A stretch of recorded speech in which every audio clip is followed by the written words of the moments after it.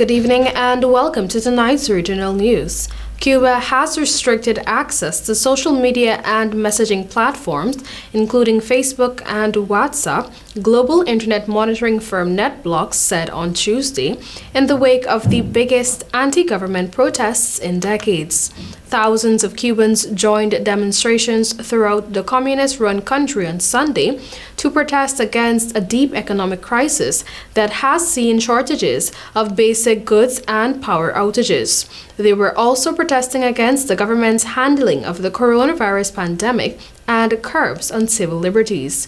Cuba's government has said the demonstrations were orchestrated by counter-revolutionaries financed by the United States. The protests, rare in a country where public dissent is tightly controlled, had largely ended on Sunday evening as security forces were deployed to the streets and President Miguel Diaz-Canel called on government supporters to go out and fight to defend the revolution. But another protest flared late Monday in the southern Havana suburb of La Guinera, where one man died and several others, including members of the security forces, were hospitalized with injuries.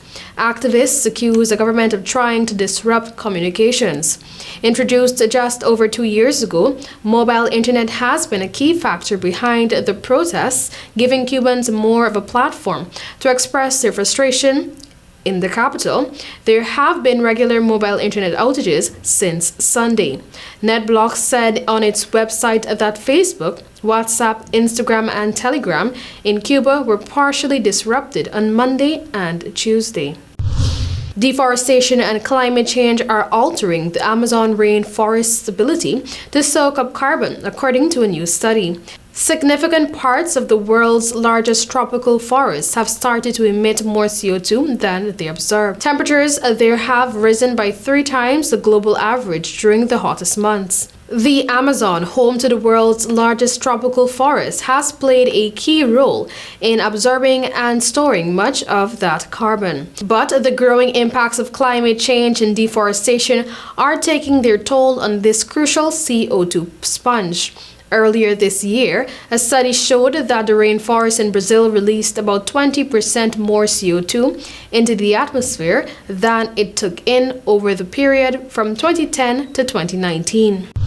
President Jair Bolsonaro has been taken to hospital for tests after suffering persistent hiccups, his office says. He is expected to remain under observation for 24 to 48 hours, but not necessarily in hospital.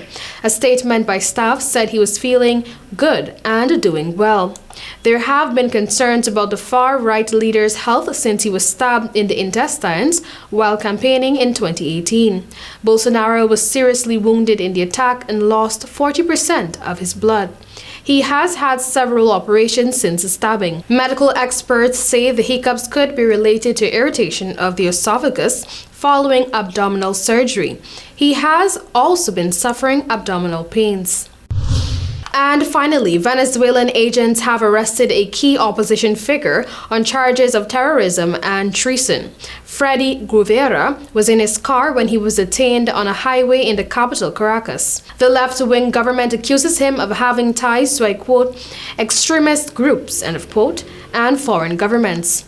Guevara is a close ally of opposition leader Juan Guaido, who said that he was threatened by armed men as he went to help Guevara. Guaido's wife, Fabiana Rosales, tweeted that hooded men with weapons entered the basement of their home and surrounded Guaido's vehicle. He was, however, not detained. Venezuela's Attorney General Tariq Saab says Guevara would be charged with the crimes of terrorism, attacks against the constitutional order, conspiracy to commit a crime, and treason. The 35-year-old broadcast live on social media from the car as he was detained, apologizing to his family for their suffering. His current whereabouts are unknown. The U.S. has condemned Guevara's arrest and threats against Mr. Guaido. That was all for tonight's regional news. Thank you for joining.